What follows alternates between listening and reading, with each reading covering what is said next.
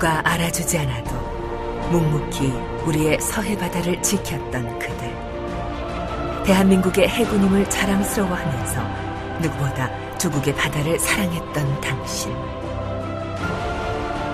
사랑하는 남편이자 아들, 그리고 존경받는 아버지였던 한 명 한 명. 오늘 바다보다 푸르렀던 당신들의 이름을 간절히 불러봅니다. 그리고 대한민국은 당신들을 영원히 기억할 것입니다.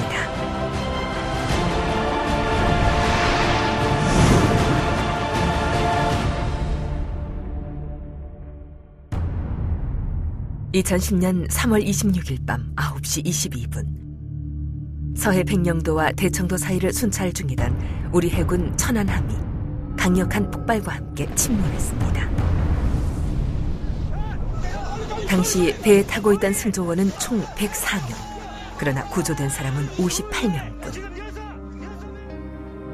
온 국민과 가족들의 안타까운 기다림 속에서도 끝내 46명은 우리 곁으로 돌아오지 못했습니다. 천안함 인양 후 국내외 전문가가 포함된 민군 합동조사단은 과학적 조사와 검증 과정을 거쳐 천안함이 북한의 소형 잠수정에서 발사된 감흥 어뢰에 맞아 선체가 절단되면서 폭침됐다는 결론을 내렸습니다. 그 이유는 침몰 해역에서 발견된 어뢰 추진체의 일부가 천안함 선체에서 발견된 흡착물질의 성분과 동일하고 북한이 해외 수출을 목적으로 배포한 어뢰 소개 자료의 설계도와 크기, 모양이 일치하며 발견된 어뢰에 쓰인 표기 역시 우리가 기존에 습득한 북한의 시험용 어뢰 표기 방법과 유사하다는 점입니다. 이 밖에 선체 손상 부위에서 발견된 수중 폭발 입증 흔적, 한국지질자원연구원의 지진파 공중음파 분석 결과 폭침 당시 수중 폭발 충격파와 버블 효과로 인한 진도 감지, 그리고 생존자와 백령도 초병이 사건 당시 폭발음과 백색 성광기 등을 관측했다는 점 등입니다. 어뢰에서 의해서 피격되었다는 근거는 선체가 절단되어서 파손된 양상을 보면 알 수 있고요.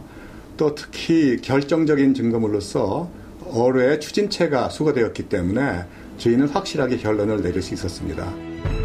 이 같은 명백한 증거를 토대로 우리 정부는 천안함 침몰을 북한의 군사적 도발로 규정하고 강력 대응할 것을 천명하였으며 유엔 안보리도 2010년 7월 9일 북한의 천안함 공격을 규탄하는 의장 성명을 만장일치로 채택하였습니다. 그러나 북한은 천안함 폭침 사건이 발생한 지 언 2년이 흐른 지금까지 사과는커녕 자신들과는 무관한 사건이라고 발뺌하면서 주민들에게는 천안함 폭침을 과시하는 포스터를 공개하는 등 이중적 태도를 보이고 있습니다.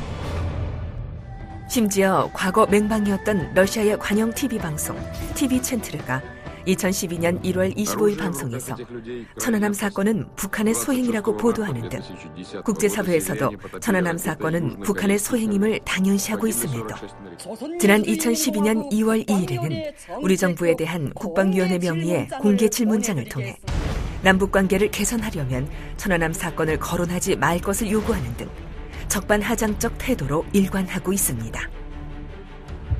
또한 우리 사회 일각에서도 북한을 추종하는 일부 불순 세력들이 민군 합동조사단이 발표한 조사 결과에 대해 사사건건 의혹을 제기하고 북한의 주장을 두둔하고 대변하면서 사건의 진실을 왜곡하고 우리 사회를 심각한 혼란에 빠뜨렸습니다.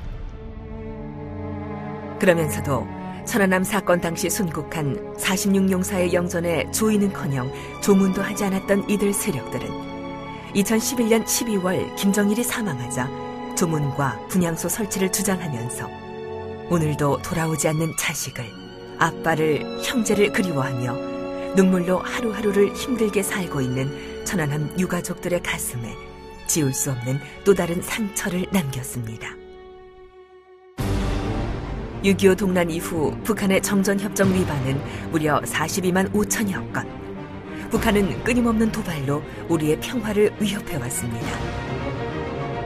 특히 김정일이 사망한 후 최고 권좌에 오른 김정은은 2012년 새해 벽두부터 북한이 6.25 동란 시 서울에 첫 입성했다고 선전하는 105 탱크 사단을 방문하는 등 남한에 대한 적개심과 호전성을 노골적으로 드러내고 있습니다. 이러한 때 우리는 천안함 46용사의 죽음이 헛되지 않기 위해, 그리고 이와 같은 비극이 다시는 일어나지 않기 위해 하나된 마음으로 지혜와 힘을 모아야 합니다. 우리는 지난 60여 년 동안 자주국방의 기치 아래 굳건한 한미동맹을 축으로 압도적인 대북 억지력을 갖추게 되었습니다. 그리고 우리 국민들도 이러한 안보 자신감을 바탕으로 북한이 또다시 도발을 해온다면 강력하고 단호하게 대응해야 한다는 목소리를 높이고 있습니다. 그러나 군사력이 아무리 우세하더라도 우리 사회 내부에 작은 균열이라도 생겨 국론이 분열된다면 결코 이 나라를 지켜낼 수 없다는 사실을 잊지 말아야 할 것입니다. 하나된 안보가 최상의 안보라는 진리.